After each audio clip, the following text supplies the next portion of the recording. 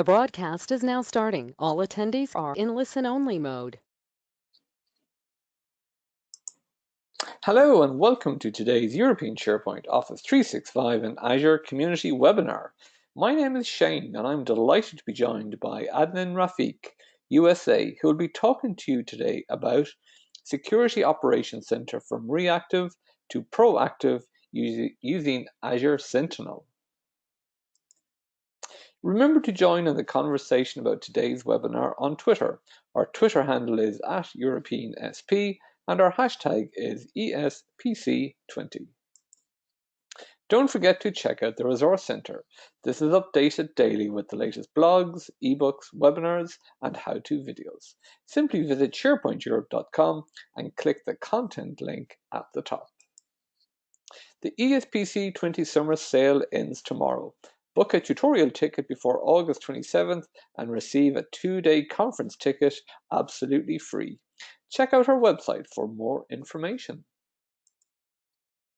After the webinar, we will have a questions and answers session. Type any questions you have for Adnan in the questions window. Questions will be selected and answered at the end of the presentation. This webinar will be recorded and added to the Resource Center, where you'll be notified by email when it is available.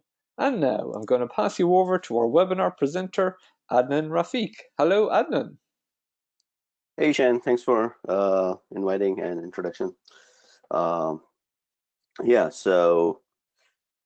as the topic says, reactive, proactive, Azure Sentinel, and I'm delighted to speak to this event and the conference virtual in the new norm we're living today. So as you said, I'm Adnan here from New York metro area, and always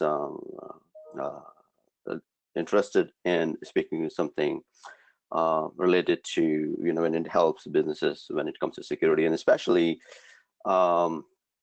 these days because the things have changed in the last 6 months, and it's a new way of living. So it has pushed so many companies.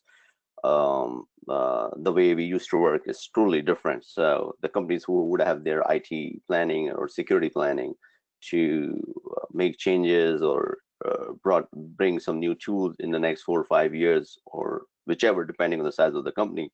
Now they are all forced to this nature or the new norm of work from home and from anywhere, any place, and which is good, to which allow us to have this capability, or to work from different places. But it also brings the challenges, and you would agree that these challenges, when you have to make your infrastructure ready or make your environment ready to support your employees to work from anywhere, any place, and then there are questions like, hey, okay, my infrastructure, if it's in cloud, for example, it supports that. But if it's on premises, then you may have to have issues with capacity planning, for example. And there are questions around managed devices, unmanaged devices. How do I do that? People at home, you may not be able to deliver a managed laptop or laptop to them. So what if they are working from their device and that's unmanaged? So you don't have all those endpoint security tools installed there, right? So those are the challenges. And if it's a cloud environment, then of course you're allowing them to sign in. And then what are their controls, their own identity and access management or identity protection, right? So those are all these questions and challenges we have. But that does not stop there, because if you have experience or on-premise environment when it comes to security and monitoring, it's a different scenario there, because I'll talk about the challenges involved there as well. So what I do usually, speaking to the events, I'd like to know about you guys, because the point is that in this, whichever the time is left, pretty much an hour or 56 minutes, whichever it is, I want to make sure what's in it for you, not for me. So I want to make sure you walk away after this session with something which will help you to kickstart your project for, maybe Azure Sentinel. You go and look into that. So before I do that and rightly jump into the topic and all that stuff, what I want to do is that I'm going to ask you a couple of questions, right? For example, and you can ask or you can answer these in the chat. So kind of have understanding, and this will allow me to deliver even better. So first thing I would like to know, if you heard about Azure Sentinel and if you have been playing around with the tool, yes or no?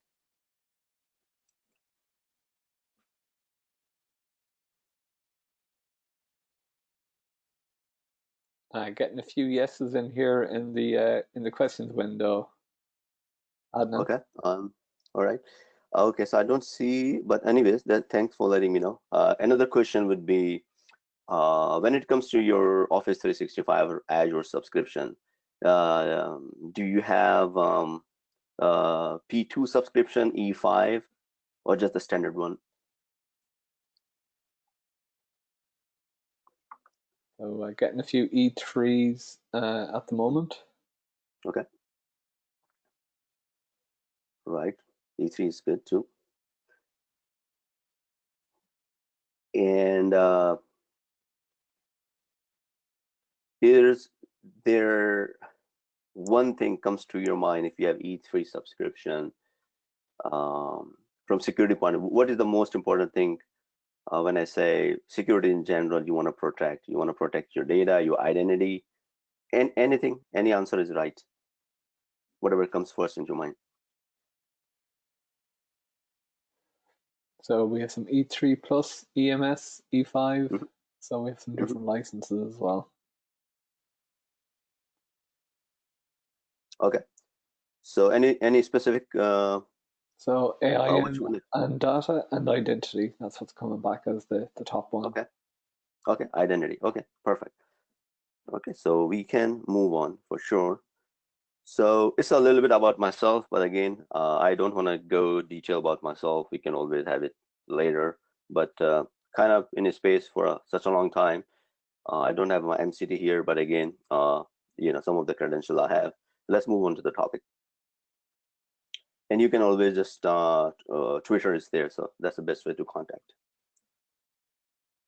All right, so that's, I think we live in today is world is growing every day like this, where managed, unmanaged network, whatever we talk about, cloud, private, hybrid, you name it,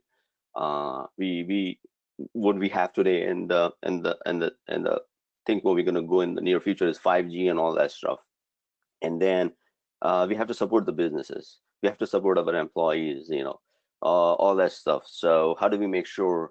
And usually I talk about also when it comes to cloud, your traditional firewall is not secure anymore. And usually it's a different topic, but again, somehow it's also connected to this discussion today as well. How does it change? So that's also going to help. So if you can see, it's all different kind of signals coming from everywhere. And then this is where sometimes it's become a challenge to support all these things. So we'll look into that.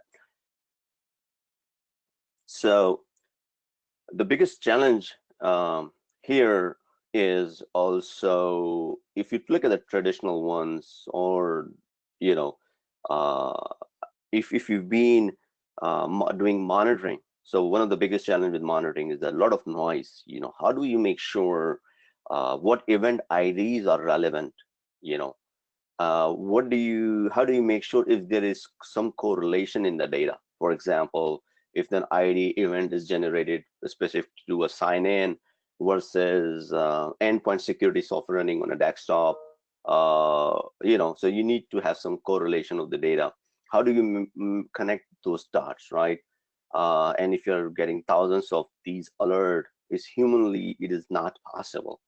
So, and it's really not productive, not proactive, and you end up putting a lot of time in investigating those alert. And what happens if that alert happens to be a false positive? Even worse, right?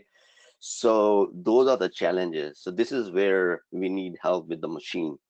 And we talk about a lot of machine learning and AI in these tools today, but my gut, that's my personal thing, is that you teach that machine even in Azure. A couple of and there are some underlying technology which works with Sentinel, where we can see where do you go and teach those. So that machine teaching is involved, because AI model build based on your tenant, because the nature of the user you have, their sign in, their locations, and everything. So that's why you kind of, in my opinion, you have to train that. So it's not out of a box. Out of the box intelligence there, out of the box controls are there, but you kind of have to uh, teach the machines. We'll look into that. So these are the problems we have. Too much noise, IT deployment and maintenance is one of the biggest one, because if you have infrastructure, for example, where you have monitoring tools, and if you have to, with most of the cases, retain those logs for 12 months, or some cases maybe 3 years, and even some other organization you may have some legally, contractually, you have to keep even up to 7 years, depending. But let's even take an example for a year or two, depending. And then when you set it up, you plan and design and you do capacity planning. But then what you end up doing 3 months later or 6 months later, you just keep managing that infrastructure. So basically, you are not focusing on security side of it.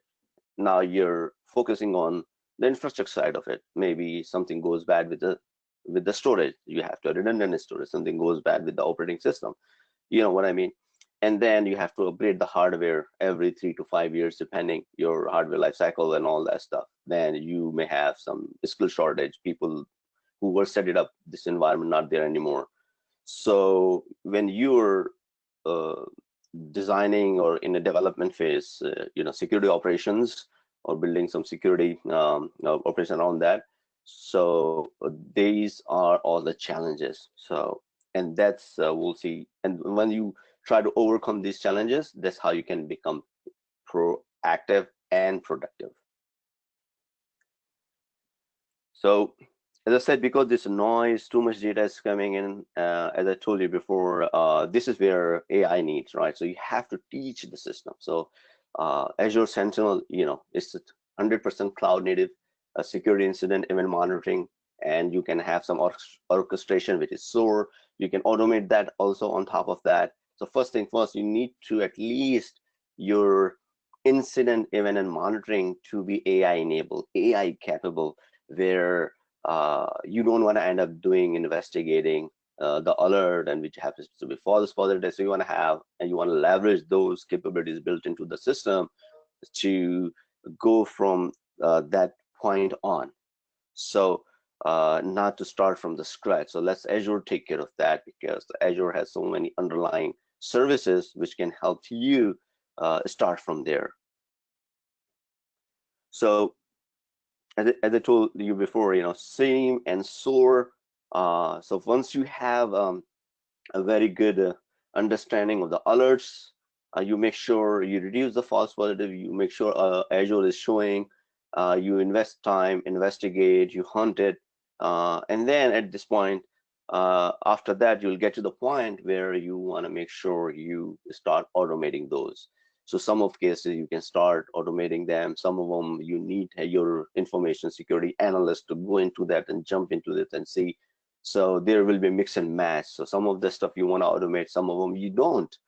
But that's in a nutshell. It looks like from this diagram that it collects the data. It's very normal, but collecting the data, too much data or a big data, I would say, it is not really helpful if you do not have intelligence around that. So you have to then detect it. So this is where the backend database available in Sentinel, which can detect and find the anomalies and the and match against that. So this is the way AI works in, and it will alert you, based on that. Hey, this much data is coming from Office 365, for example, Exchange, SharePoint, Azure Identity, sign-in logs, and everywhere. And then it will detect, and then it will alert you. And those alert, you will have to start investigating it. Hey, I see this alert. This doesn't seem good or not. So I give an example. For example, Then this is a very common scenario, and there are different steps can be taken. But this is a real life. You must have heard maybe Ignite and all that, and there are also some false positives. I'll discuss both scenario as we speak.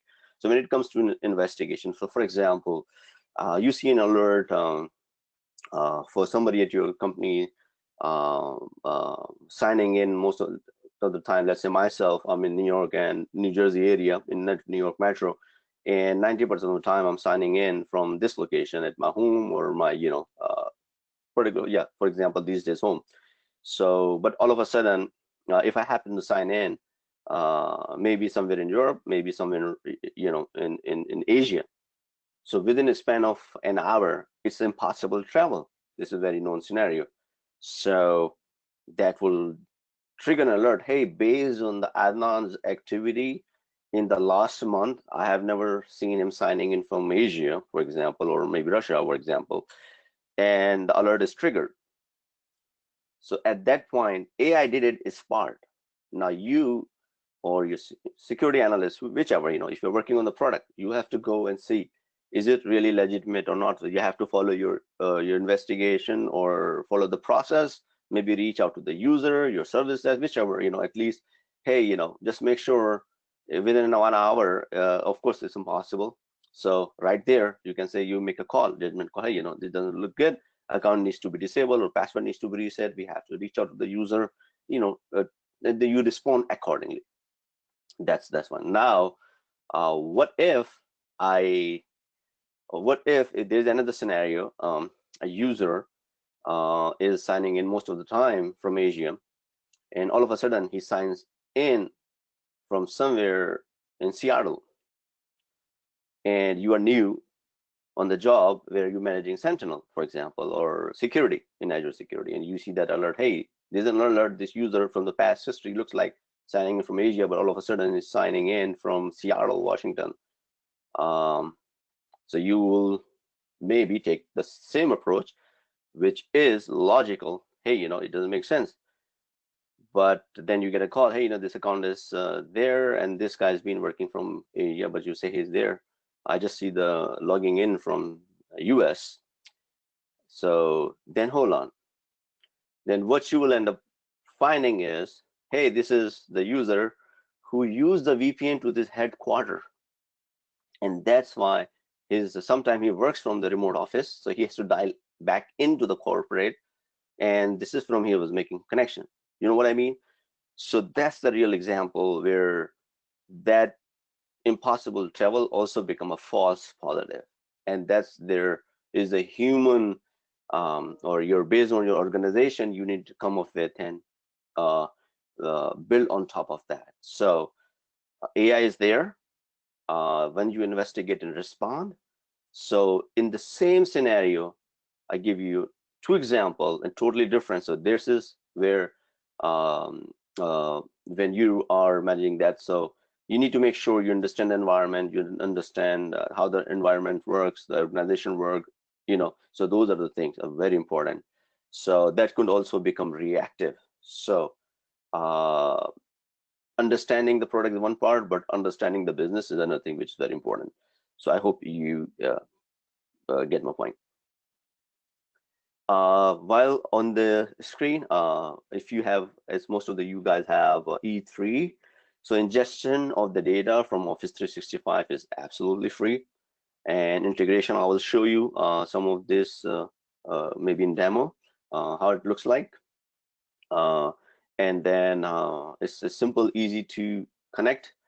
You literally do not need any programming. You need only programming one of the area, which I will tell you later. But all of that stuff is pretty smooth, pretty easy, and you'll have to make and leverage those existing tools and capabilities available there. And again, you can build your own machine learning and all that. We'll see in a few minutes.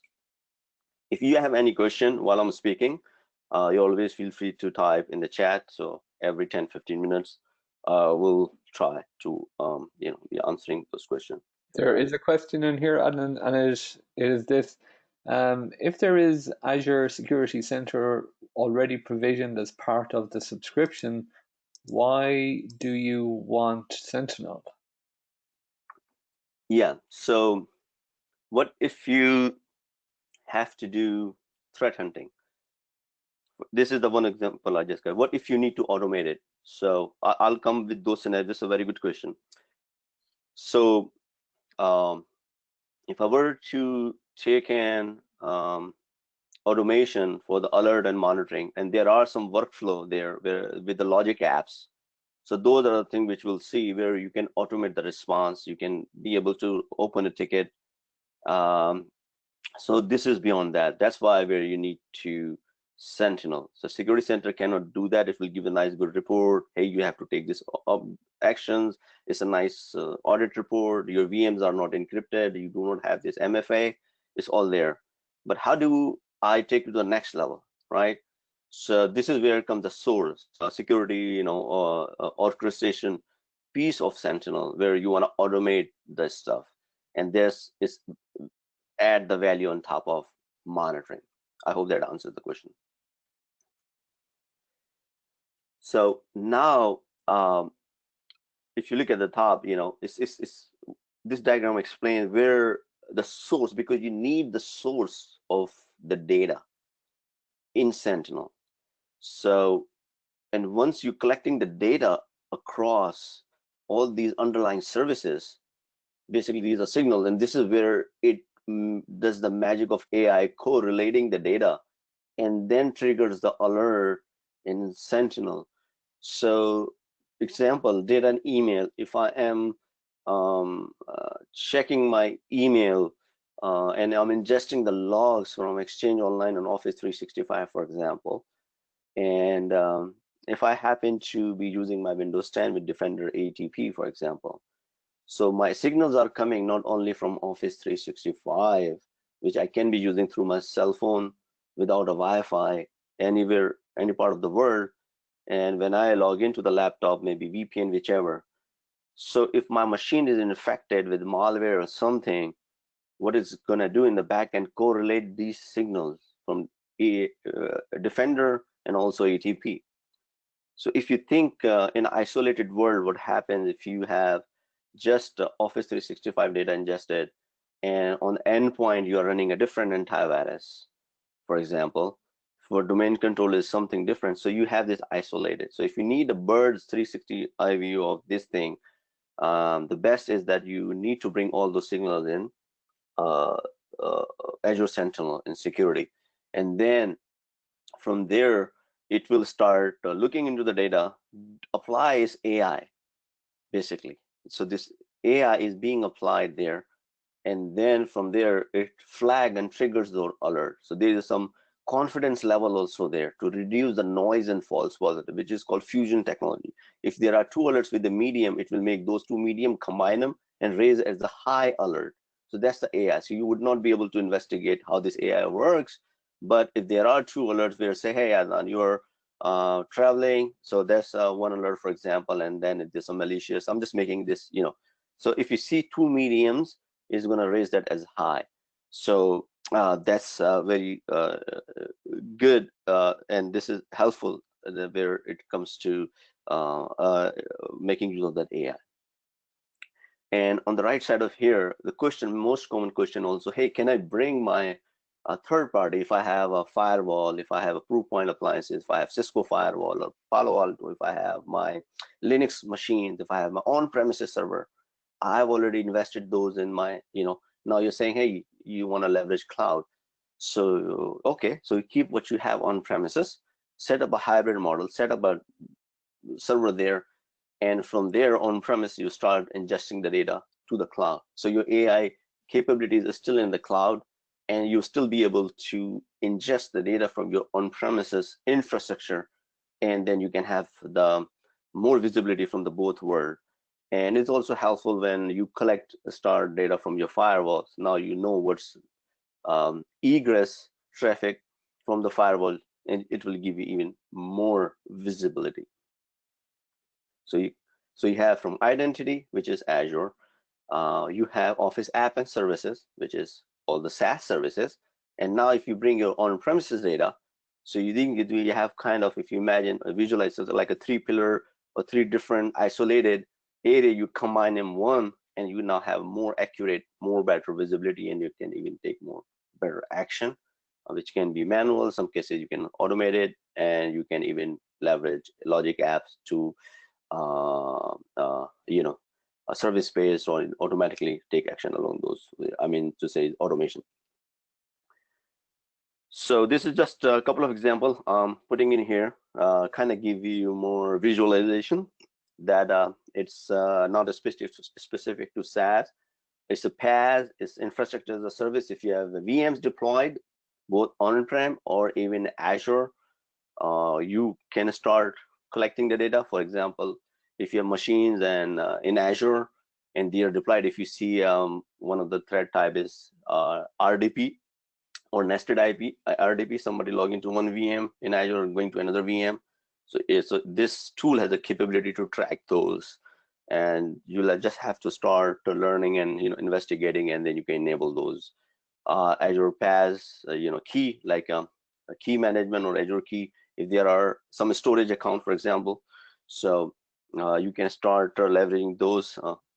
Again, endpoint Windows Defender, you can start collecting data, right? And even on top of that, as I told you, on-premise and also AWS.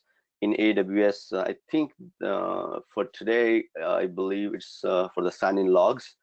It may not give you, or maybe don't call me on that, all the full visibility, but last time I checked, is on the identity piece, I believe, sign-in logs or who sign in, those kind of information is supported for AWS. So basically, it make a connection from your Azure to your AWS. You configure it and then ingest those logs. So it's still much better if you're leveraging single sign-on, sign into AWS, so you can have that level of visibility as well. Yeah, so one more example here for the same thing, showing different connectors. So you can bring the logs of different format into the Sentinel, and I can copy paste later or give it to Shane this URL, but if you go to community website, you can find details about different connectors, so I will show you in a moment. So now let's talk about, we heard, you heard me like Sentinel is capability and all that, right? So let's take a look, on some underlying stuff which I kind of covered. One part of is that, okay, where this logs and ingestions are coming in from different services, on-premise and all that. But still, one of the biggest challenge I told you in the beginning of the meeting is your storage cost. And when it comes to the log ingestion, it's become a nightmare to manage those. And you don't want to lose that because of compliance and regulatory requirement, contractual requirement. You got to have those retained log for that particular period of time. So if you go to Azure, the pieces, it's a peace of mind, pay as you go. And price is not, as I told you, for Office 365 is free. And for other more storage, it's pretty cheap, and even you have some discounted rate if you buy a reserve storage. If people are interested, I can maybe offline send you the details, or you can find it, there's a cost estimator or calculator. But so the point I'm making here is that it's pay as you go. I love it because it's just, I don't have to really worry about it. So I put it as a PaaS and SaaS, because the underlying storage is log analytics. You create a workspace, you have log analytics. So that's a storage piece is PaaS, but the AI or the dashboard is all itself on the GUI is all software as a service, basically. So those tools and technology you're having where you can make those educated or informational decision is all SaaS, but underlying is all storage. So it really doesn't matter. It can scale up, scale down. So that's the beauty of it. And it really literally saved you a ton of money.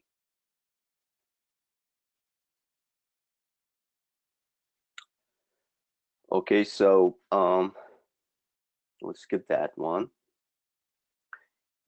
I want to do a demo, but here, this is very important because that's where if you go to, if most of you have E5, E3, so it really does not cost you a single penny. Versus if you have already, you have to set up the hardware, maintenance, software, which I've been talking about it. But for E3 customer, It's really you just need to go in Azure, start spinning it up and try using it. So and then literally, if you need to have a business case or something, it can right out of the box. You don't need infrastructure at all. So literally, you can do a lot of savings there. So what I'm going to do now is we're very near to the demo. So before we get into the demo, it collects the log, which I told you before. So how does it really collect it? That's the question you might have. So it has something called data connectors. What does it mean? The data connectors are built-in connectors, which basically is sort of an API. When you enable those connectors with the right rights and credentials you have, it will start connecting your service in the backend and start pulling the data. So example, if I enable a connector to ingest a log from Office 365, I'll have to enable that connector. If I have to ingest the log from my Azure AD sign-in logs or audit logs, I'll have to enable those connectors. If I have to do for Azure ATP, I'll have to enable the connector. So does apply for the third party, and they keep upgrading. I'll show you in a minute or two. For third party, like I believe F5 Networks, I believe Barracuda, I also believe Palo Alto. Those connectors are there, so there is no programming, nothing you have to do. It's all there. You have to just go with the right credential and start ingesting the data. Once you have that, you will have then more visibility, and you can play around with those stuff. And then if you want to build your own insight and machine learning model, that's GitHub. So it has like a notebook concept and some other stuff you have. You can bring it where you may need to do some programming, maybe a Python, I believe. For Sentinel, you need to know Kutso a little bit. But if you need to bring your own machine learning and all that stuff, then you have to do some, I believe, Jupyter or Python. So what I'm going to do now is to do a demo, but this is the connector you see on the screen. What I'm going to do now is to show you the live demo.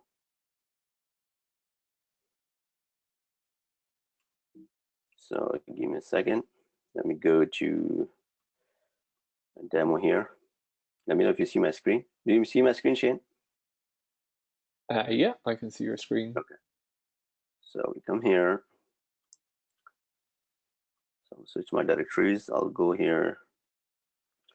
So we'll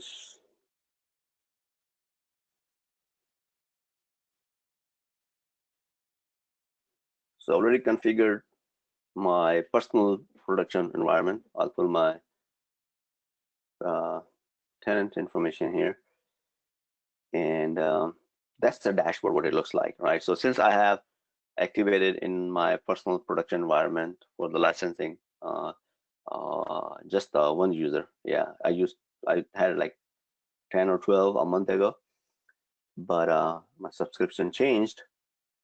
So I can come here from 30 days, I can change it. So it gives me that's dashboard, like what kind of event has occurred, what kind of alert, what kind of incidents. And here the recent incidents you can see, and these are the audit logs. Anomalies has gone up. So sign-in logs, why there are sign-in log attempt on 14th of August versus or tradition. If you look at, it's gone up, it's gone high again. So this is where you need to start looking at the dashboard. Hey, what's going on? And this is the map is very important. You will sometime, but usually depend on the scenario, but you would also be looking into something if there is a lot of outbound connection, inbound and outbound both. But sometime if your machines are making connections to botnet or those malicious IP network, then this is where the outbound connection make most sense. If your machines are compromised, malware, sending a lot of connection, or maybe transferring the data. So if you have Windows 10 ATP, or I hope not any domain controller, but this is where it makes the most sense to start looking into those. This is very helpful. But here, if you click on that, which I rarely use, it brings you to the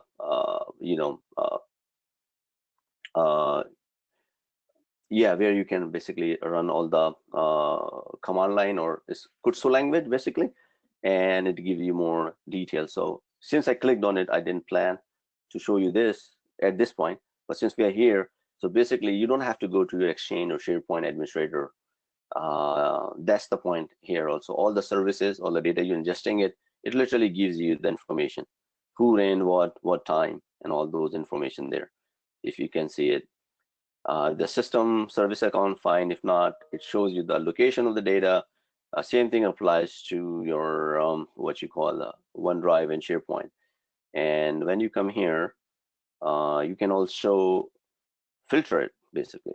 Let's see what's there. So if you filter it, and then if you select it, it will apply directly here on the query. So for some example, if you want a starting point and you are not good at, like me, on Kurso language, so you can literally just select here, and then it will update the here. So let's go there, apply it, and then where the item is empty. As you can see, this I selected this. I'll see some more meaningful data, more helpful. Also, you can do here is filtering.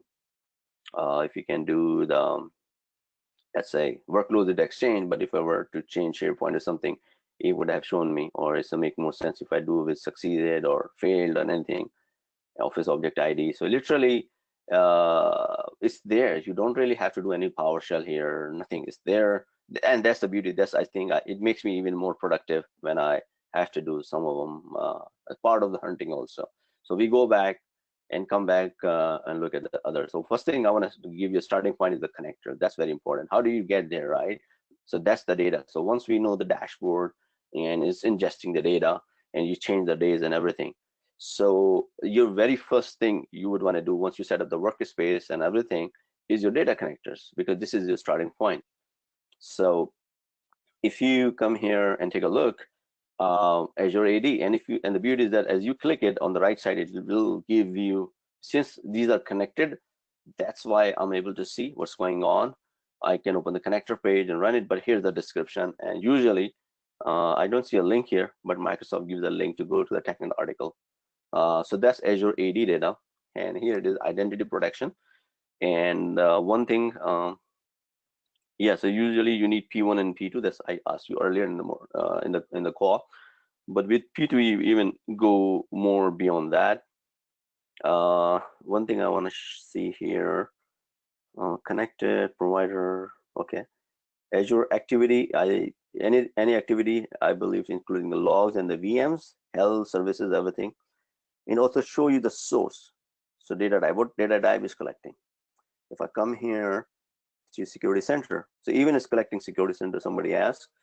So all the data is also pulled from there, which I connected, I'll just show you now. So if you look at another point I want to show you here is IoT. Let's take a look on Cisco ASA, Checkpoint. So if you go in there, which I do not have, but I'll just show you real quick. If you come in here, and then what you're going to do is follow the instruction here. Basically, Office 365 is pretty much easy. You go and connect right there because it's the same technology, same platform. But basically, do the steps, and some of them is API based, some of them are not. Take a look here. For example, take another case of F5 network. I'm not sure if the F5 has an API or not. Okay, so you have to follow the steps here. Let me show you the one which is Office 365 related. It's already connected, but let's take a look. Right, so here it shows me, my Exchange and SharePoint are there. So I can uncheck it, and then that's once you apply it, it takes, I believe, 24 hours, I believe, or something. It's been a while, so I don't remember, or maybe sooner. So then once the connection is established, it will start pulling the logs from your services. I still want to see if there's something. You have syslogs available, you have Symantec. So a ton of them third-party are available, including the native stuff. So once you have that, for example, we have data connectors configured. One thing we can do here is, if I go to analytics here, for example, if SharePoint and Exchange, let's see what's there. So you can again come back here. Now it will show me specifically what's going on in my environment, for example, right?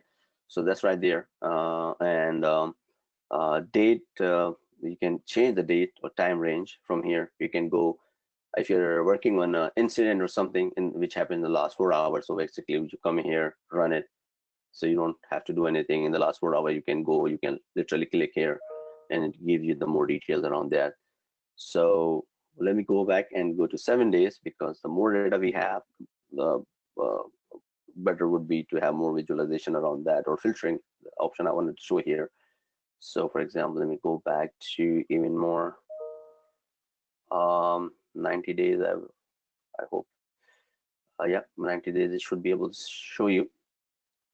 And okay, so if I do not okay, so once you have that, you can start looking into those. You can create the rules. So I'll talk you about it. If you create a Sentinel alert, it will send the Sentinel alert for something similar, because there's too much noise. I don't want that noisy data. I want a very granular data. I'm just telling you that here. How do you create the alert? It goes to Sentinel. If I come to the Sentinel, if I have data connectors configured, then I'll start seeing those incidents. So basically, I'm making the use of this data and generating the incident. So now these incidents are only showed up here. I can also make an automation which can send an email to my email address or the distribution group. But this right there, I purposely wanted to put this on the dashboard. I don't want to hammer it with a ton of email, for example, unless I get to the point where I have a very granular and accurate alert, which I want to see on my email. So some of them are, some of them are not. So, but here, once you configure that, then it will tell you and show these things in your Azure Sentinel alert.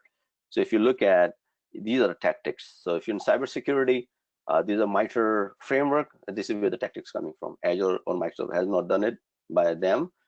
So they're following the best industry standard. I mean, regardless of any product or tool you use, they have these tactics there. And if you initial access, persistent, lateral movement, and all that, depending on the type of the alert, there are some lateral movement or all that. And this is my email, for example. If I can go look into that for this particular alert, and then I can start investigating it if I wanted to, see where it is high and incident link and everything. So if I want to do it, investigate, I can assign it to myself, for example. And then if I want to investigate, let's go from there. What do we do from here? Once I click on investigate, I get this thing here. It's myself, so this activity happened. But again, if you have more user, or if that attempt has occurred on different things, then it will show you more anomalies and activities here. If it's on a desktop or a Windows Defender installed, if there are malicious virus, it would have shown you all the desktop here. So you can literally investigate it and get to and nail it down. But here it gives you more detail around that. So you can automate it, or but in some scenario, you want to do it and take it from there as a manual stuff and go to the user account, whichever your process is. If you come back to view playbooks, so it's not automated. If I wanted to automate it, I have no playbooks configured, but I'll show you through a different interface where some of the alerts I have configured using the playbook. So we go there, how to automate it. But let's come back to here. Any questions so far, Shane? We just have one in, and it goes, even if it's free for E3 Office 365, does it require subscription for Azure workloads? Workload, what do you mean? So I'm not sure, but again, you don't, because for Office 365 you go into the Sentinel. I think 90 days by default is free. So you don't have to pay for any workload. I believe the workload you're talking about underlying storage. So Office 365 activity is all free. Okay. Anything else? Let's say if you can add Sentinel as well. They just wrote in the same Sentinel, so it must be in relation to that. Yeah, so let's say if you want to bring your firewall ingestion, this is not Office 365. Yes, then you will have to be paying for that, because if you're ingesting the logs from your on-premises infrastructure. So only Office 365 ingestion is free. but anything additional. So that's what I'm saying. If you have E3, you just start and it doesn't pay or it doesn't cost you anything. But if you Yeah. start putting other data, yes. They want to clarify if they need to pay for Sentinel to use it in Azure. No, it's not. It's free as long as you're using for specifically Office 365. So I have an article somewhere here. Give me a second if I can show you.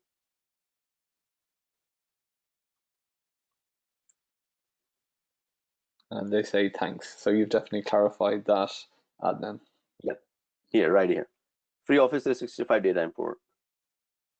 And then I'm using it for a Sentinel. So if I go beyond 90 days, then I'm paying it.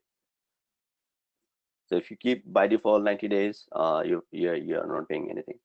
So I have this incidents analytics.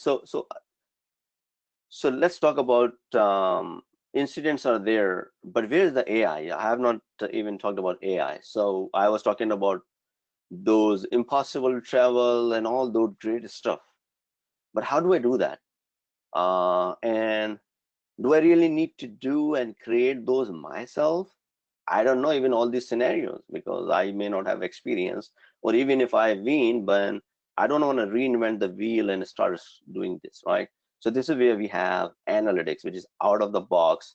I believe 200 or 300 templates available, and this is very cool. And uh, I, I would say if you start playing around with that and implementing, you would easily be doing it for the next 3 to 6 months, depending, leveraging just this stuff. There's an amazing stuff. And then some of them you can create it. Some of them, their root templates will go into that. So you see all these things are enabled in my tenant. But how did I do that? Simple. I go to rule template, and there are template design out of the box, which Microsoft here in Azure or Sentinel, which you don't get in Security Center and other services, these things, this is where it makes the difference. And why would you be using this product, basically? So this is where it comes. And then you use these rule templates, and then based on the priorities, high, medium, and low. So basically, if you're using your web servers and VMs and everything, they could be attacked, right? So this is where you want to leverage that. For example, suspicious application constant is very common. So it's rated as high. So one thing, if I want to see if there are any constant requests came to my tenant or not, I can do it, create a rule from here. So if I create it, then it will come up here in my active rule. If I want to see what does it really do, I'll just simply come here, open a new log, and just copy paste this coding basically, and run it and see the outcome right there. So that's way you can start looking the result of that. So give me a second. Let me switch back to my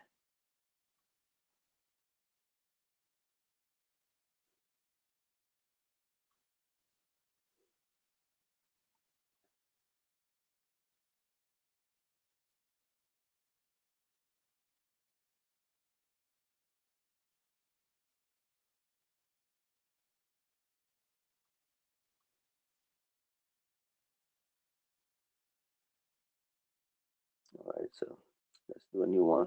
I think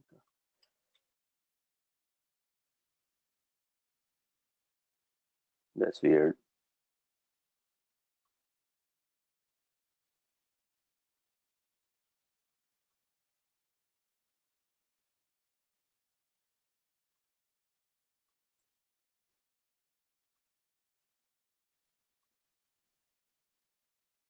Yeah. So anyways, you can do it. It just worked. For some reason, I'm not able to copy paste accurately. There is some I have no. Let me try that. Yeah. So basically, it didn't find anything here. So I want to show you something where we can find some more. So once you do that, there are like RDP nesting I was showing you before. There is some really, really good. So if you look at one of the few important ones, because of the, I would say, remote work and whatever you want to name it, because those are the important things, and also some announcement from Microsoft.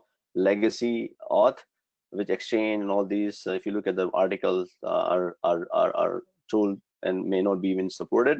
So if you have legacy, IMAP, POP3, all those things configured, yeah, you can monitor through that and you can start taking action on that. For example, if somebody disable the MFA user, those are the things you can come and start looking into that. For example, I do not have any of them here because I have all MFA. One thing I wanted to show here also is, for example, admin activity, and so this is once you have these, if you have any user account failed login attempt, so you can pull that list or get the email and notify, then you can take action against it. One thing I wanted to show here, for example, usually what happens in the attacks, whenever your account is compromised, the actor, they log into their tenant and they start forwarding your email through some inbox rule, or they disable the MFA. That's why you need to know what are the top priority controls, and you should start enabling them, and you get notified something get compromised. Because when you come to the cloud, it's all identity you have to protect. It's your authorization and everything is happening in the Azure. So you're not even talking to your on-prem environment at all, because Azure AD is giving that the token and everything. So this is where you need to protect the identity, and that's why you need to implement MFA. So, but there are some cases you may not even have an MFA, whatever, or you are doing a gradual implementation of MFA depending on the size of your organization. So you want to keep an eye on that. But still, your organization has MFA 100%. You want to enable that and make sure there. And something also you want to make sure for inbox rule, for example. I was going to add inbox rule. Maybe it's not there in this tenant, for example. What about security event? Yeah, so there are some of them. Oh, hold on, security maybe here. Yeah, security event clear, right? So that's the one. You don't want somebody, you want to get notified somebody, you know, by mistake or some actor try to clear the security logs. These are the ones you don't want to lose that, so you want to get notified around that. So these rule templates are there. So you're going to start activating and use them. So when we go back to incidents, and then you can create them and have them appear. So for example, you will see, I believe, MFA, I think, MFA, I believe. Okay, so I enable a few of them from there. So this what you're showing here. If a trigger, if there's an alert or trigger happen, then it will show. So if there is no MFA, it won't show here. So, but if there are failed login attempts, so this is the incident created based on the active template I created, and then what is showing me here, hey, this has happened in your environment, and then I come here. But further step next, if I wanted to do it, hi, I want to receive an email or I want to take in some action. So let's go to on the workbook, I believe. No, let's see.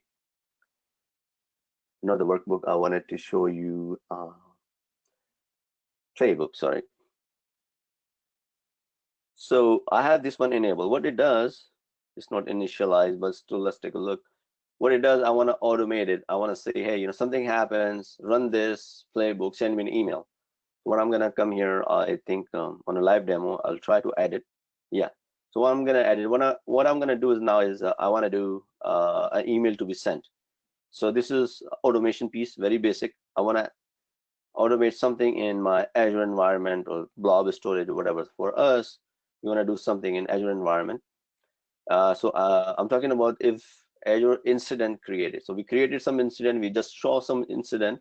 I'll select that, and then next step, if the incident is there, send me an email, for example. So I'll go to Outlook because I want to have something emailed to me, and send mail, for example, send mail, and then yeah. Okay, so I have to authenticate myself. Yeah, this is other tenant, it just works. So what is showing here, I may have to authenticate and make sure those permissions are right there to be able to set it up. So once I do that, then I'll get those alerts in my email. So I apologize for that, and I don't want to fix this another thing here. Let's talk about something more where I can show you something on hunting, for example. But before I do that, yep. So when you come to the hunting, as you see, all I put them as favorite because they're all around some identity, or they are on Office 365 apps or app related. So as you can see, is there I do not really have to do coding, and there are, I believe, more than 100 available. Let's see how many of them.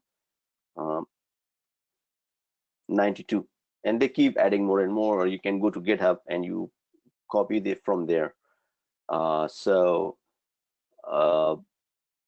let's say this one is there, so I can really start hunting that. So let's see what we have right here and see how does the hunting look like. So if I want to see SharePoint file operation with client IP previously unseen, so it means if a user has not been using that device and all of a sudden a failed, it's a new device happens to be, that could be one of those cases.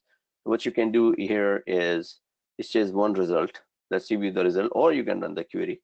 So let's see what the result looks like.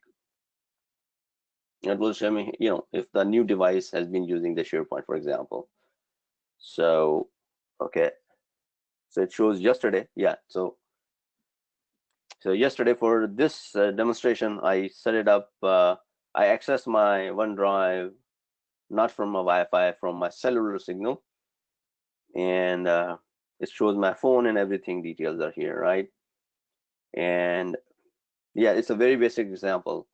So if it could be your VIP or somebody, it could, instead of, that they use Mac or iOS, whichever, if it's happy. So a more legitimate case would be if I were showed you here an access from Android, which I don't use it. So that would have been alarming, right? So regardless, it will show you a new login from an IP in this case. So usually I do not use this IP. That's why it's got there. So what do I do now? Do I want me to show you in my incident? I'll go there and create Azure Sentinel alert. Now it will show me the incident, the one I was showing you before.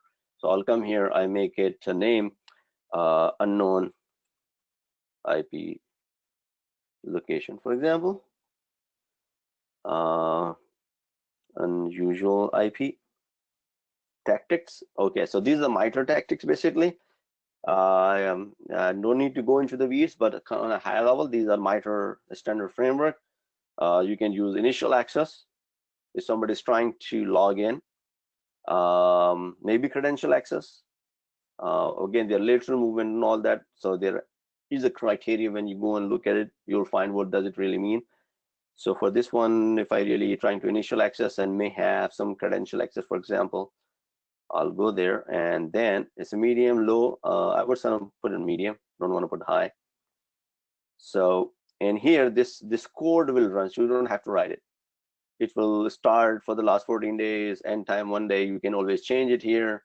I'll keep as is, but when it comes very handy when you do the hunting, so you can go back and I'll Control-C, copy here, and then I'll show you in hunting how you can change it. This is the Kutso language. And then if you want to add user agent and account, which IP that account was coming from, and then what agent did they use is the device agent, you can use any one of them. IP would not really make sense if I want to block the agent, for example, either case. Client IP, URL. Okay, so how often you want to check this, for example, run query every 5 hours. Yeah, 5 hours, 4 hour different, really doesn't matter. And the event is, or you can change it basically, day, minutes, everything, and anything default greater than 0. I'll come here and I'll select next. I don't want to group it. So there are no playbooks, right? So it's not going to send me an email. If there were a playbook configured, which unfortunately I cannot show you, I know in my different tenants, it just, but there is a permission error, so I don't want to take time to fix it. And we have only top of the hour, and I'll create it. And if I run it, Go back to it may show, it may not show. But again, since we're here, before I jump, I can change it to, let's say 27 days, and I should be able to go even 90 days if there are, right? So that's right there. You can always do that. And if I come back to here, we come to incidents. So next time that things triggers, it will show up here.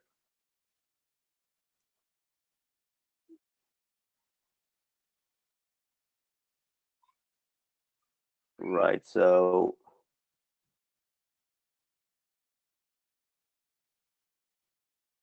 yeah, so that's a different there event. So you can always, if you think something is there, it's not high, it's supposed to be medium, you can do the medium and all that stuff. So I'm going to switch back to the slide deck.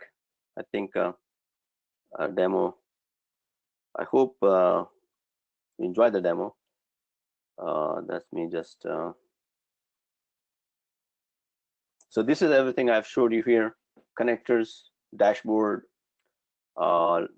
logs. It shows you all. I think I did not go into the details.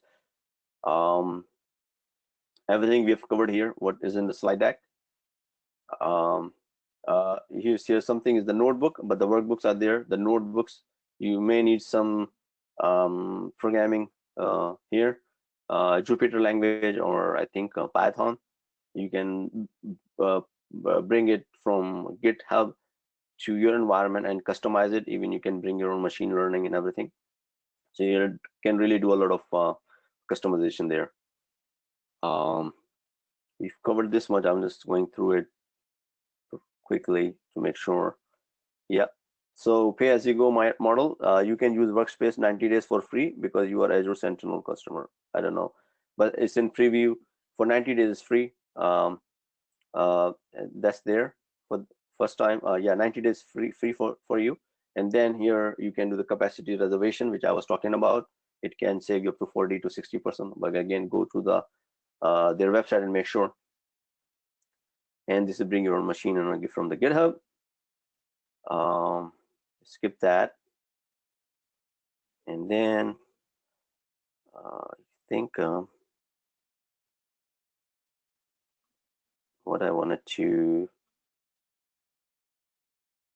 yeah, I mean, if you can bring even the Linux logs and everything. So with that said, I'll hand it over to Shane, and I thank you everyone for your time. And if you have any question, you can always reach out to me on Twitter or offline.